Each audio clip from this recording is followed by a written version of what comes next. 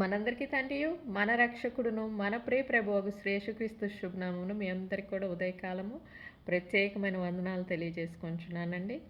మరి దేవుని యొక్క ప్రేమ, ఆయన కృప అనేది నిరంతరము నిలిచుంది కాబట్టే మనం మరి నశించకుండా ఉన్నాము.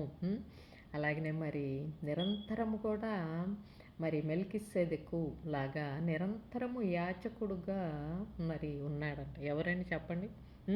మన క్రీస్తు, మన యేసయ్య. అవునా? కాబట్టి ఆయన మన కోసము తండ్రికి ప్రతి క్షణము నిరంతరం అంటే చెప్పండి ఏంటంటే అది ఎప్పుడు కూడా అనమాట. అంటే ఎప్పుడు అంటే సమయం, ఏ సమయం అయినా కూడా, ఏ కాలం అయినా కూడా, ఏ పరిస్థితి అయినా కూడా ఆయన నిరంతరము యాజకుడై ఉన్నాడు. అంటే యాజకుడు అంటే మరి మనము ఆ గర్భగుడి అని అంటే ఏంటంటే ఆ అతి పరిశుద్ధమైన ఆ స్థలంలోనికి మనం మరి అర్హులం కాకపోయినా మరి మన యేసుక్రీస్తు ప్రభువు మరి మన కోసము అర్పణగా ప్రతి అంటే నిరంతరము కూడా అర్పణ ప్రతి సమయంలో ప్రతి కాలంలో కూడా మన కోసము ఆయన అర్థించేవాడుగా ఆ పరలోకపు తండ్రి మనకిచ్చిన కృప అన్నమాట క్రీస్తు. కాబట్టి తెలిసిన వారము మరి తెలియని వారి కోసం కూడా మనము కూడా మరి క్రీస్తు నామముతోటి అర్థించవచ్చు అనమాట. మరి అది ఎంతటి అద్భుతం అండి, అవునా? మరి 118వ కీర్తనలో చూడండి, ఆయన ప్రేమ యెహోవా దయాళుడు, ఆయన కృప నిరంతరము నిలుచును, ఆయనకు కృతజ్ఞతాస్తుతులు చెల్లించుడి. మరి ఆయన కృప నిరంతరము నిలుచునని మనం అందరం కూడా అనుకోవాలంటే ఎప్పుడు కూడా. అలాగనే మరి ఈయన నా పక్షమున ఉన్నాడు కాబట్టి నేను భయపడను. యెహోవా ఎవరు ఆయన అంటే మరి ఆయన తన కుమారుడైన క్రీస్తును మనకిచ్చిన ఆయన, మరి ఆయన మన పక్షమున నిలబడి ఉన్నాడనే మనము విశ్వసించినప్పుడు మనకు భయం అనేది రాదు. సరే, నరులు నాకేమి చెయ్యగలరు అని అంటే మనం ఏమన్నా నరులకు ఏమైనా వ్యతిరేకులు అండి? కాదు కదా. మనం కూడా శరీరంతో ఉన్నాము, అవునా? కాబట్టి వీరు మనకేమి చెయ్యగలరు?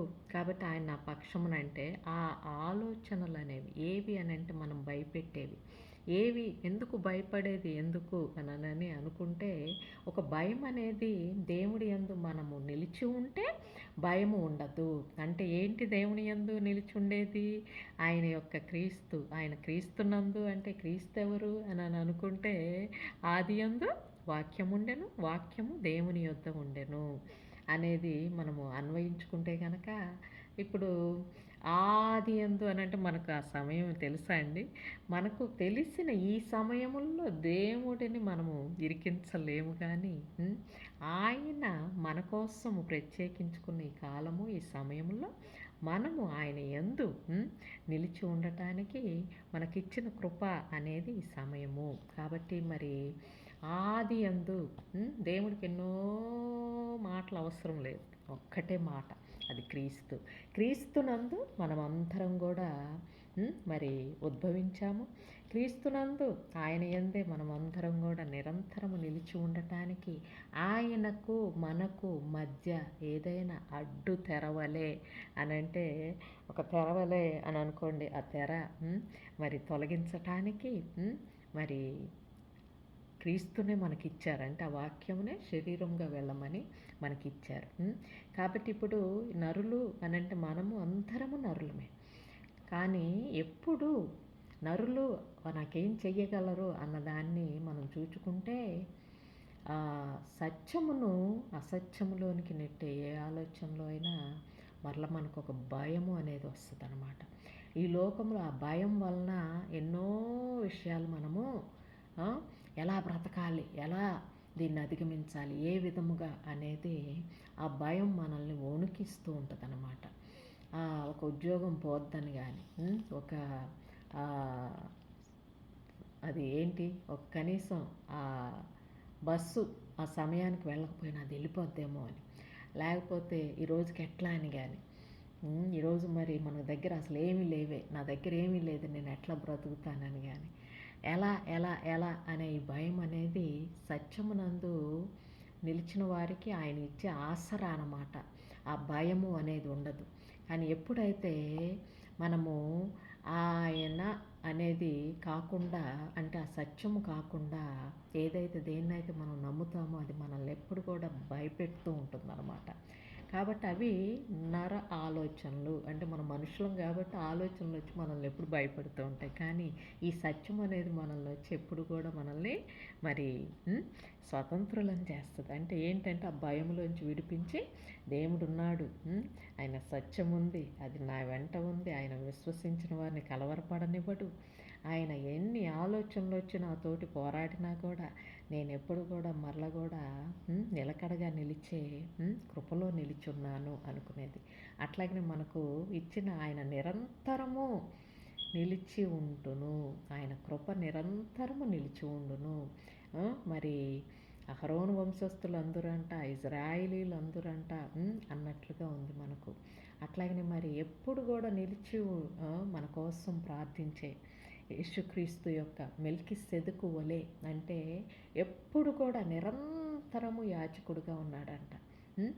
అంటే చూడండి, మనము ఏ తప్పు కానీ ఏ పొరపాటు కానీ ఏది చేసినా కూడా ఆ తండ్రి ఇంకా మనల్ని శిక్షించకుండా మనల్ని ఎప్పుడు కూడా ఆయన అర్పణగా, అంటే ఇదిగో నా రక్తము, ఇదిగో నా శరీరము, ఇదిగో నేను నీకు సమర్పిస్తున్నానయ్యా నీ బిడ్డల తరపున అని ఒక బలి వలె, ఒక సమర్పణ వలె మన కోసం నిలిచి ఉన్న క్రీస్తు. కాబట్టి మరి ఆ క్రీస్తును పోలి మరి మనం అందరం కూడా ఇతరులకు కూడా మనము ఇదిగో ఇదిగో వారు నన్ను ఏమన్నా అన్నా, ఇదిగో వారు నన్ను క్షమించకపోయినా, ఇదిగో వారు నా మీదకి వచ్చినా, ఇదిగో వారు నాకు ఏదన్నా చెడు తలపెట్టినా కూడా నేను క్షమిస్తూ క్రీస్తునందు ఇదిగో నేను కూడా అర్పించేగా ఉన్నాను అని మనందరినీ మరి పిలుచుకున్న ఆయన మరి ఆ క్రీస్తు నామంతో మనందరికీ కూడా ఆ అతి పరిశుద్ధ స్థలంలోనికి ఇప్పుడు ప్రవేశము కల్పించిన ఆ పరలోకపు తండ్రిని ఎంతమంది అండి మరి స్తుతిస్తున్నారు. ఎందుకంటే అసలు ఆ అతి పరిశుద్ధ స్థలము దాని యందు అసలు మనం వెళ్ళగలిగిమా అంటే అంతకుముందు మరి ఎంతో ప్రతి సంవత్సరం కూడా ఒక యాజకుడు ప్రజల తరపున అర్పణలు తీసుకొని వెళ్ళి మరి అర్పించేవాడంట. ఆ యాజకుడు మరల తిరిగి వస్తాడో లేడో తెలియదు. అట్లాగే అర్పించి వచ్చినాక మరల కూడా ఎప్పుడు కూడా అవి జంతు రక్తముతోటి తీసుకుని వెళ్ళినవి అవి ఎప్పుడు కూడా ఆ సమాధానం అనేది ఆ ప్రదేశంలో ఇవ్వలేదంట.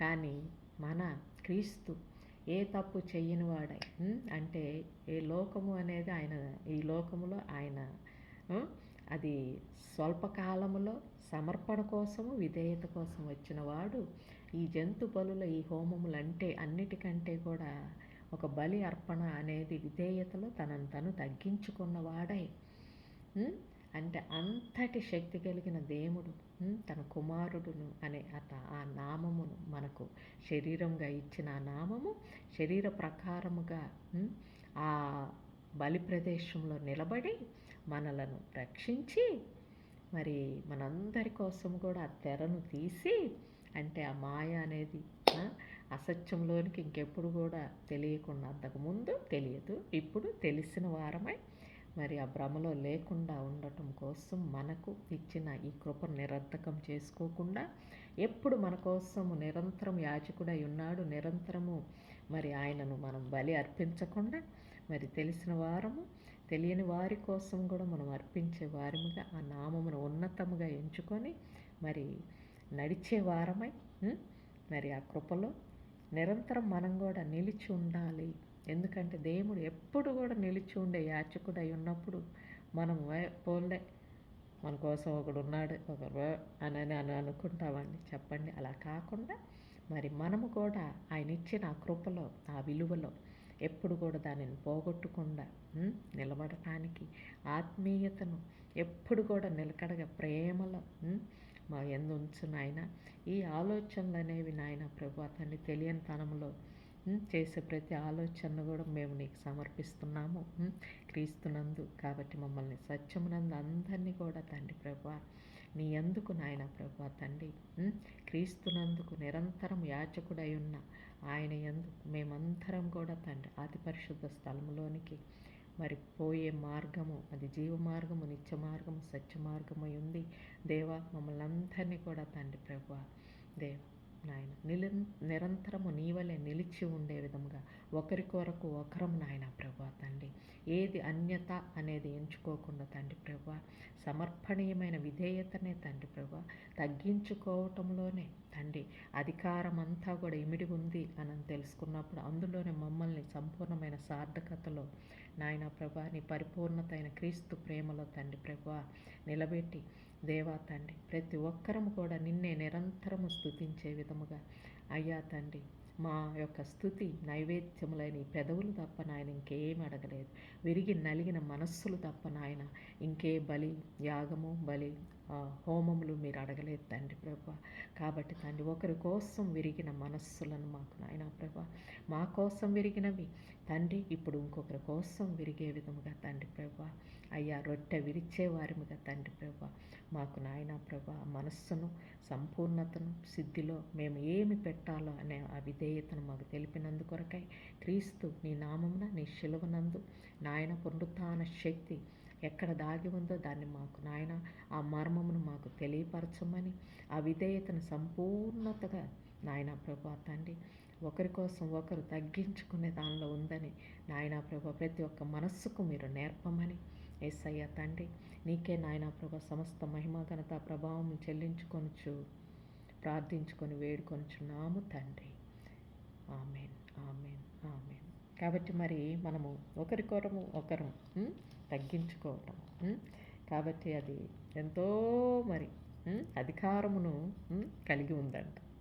కాబట్టి తగ్గించుకోవటం ఏంటి అధికారమా అనేది అనుకోకుండా మరి క్రీస్తు తెలిపిన మార్గంలో ఆయన ఎంతగా తగ్గించుకున్నారంటే ఆ పరలోకములో తన తండ్రి యొక్క కుడి పార్శ్వమున కూర్చొని మరి అది కూడా అధికారం అనుకోకుండా మరి మనందరి కోసం తగ్గించుకున్న అంటే నరుల కోసం తగ్గించుకున్న ఆయన యందు మనము కూడా ఒకరికి ఒకరు తగ్గించుకోవటం ఎంతో ఉత్తమమైందని ఆయన కృపలో నిలిచి ఉండే భాగ్యము మరి నిరర్థకం కాకుండా హెచ్చించుకోవటంలో అది పోతుందేమో అనుకొని తగ్గించుకోవటంలో ఎప్పుడు నిలిచి ఉందామని కోరుకుంటూ మరి మరలా ఇచ్చే కృపా సమయంలో మీ ముందుకు వస్తానని అంతవరకు ప్రేమతో సెలవు తీసుకొంచు మీ రచిత.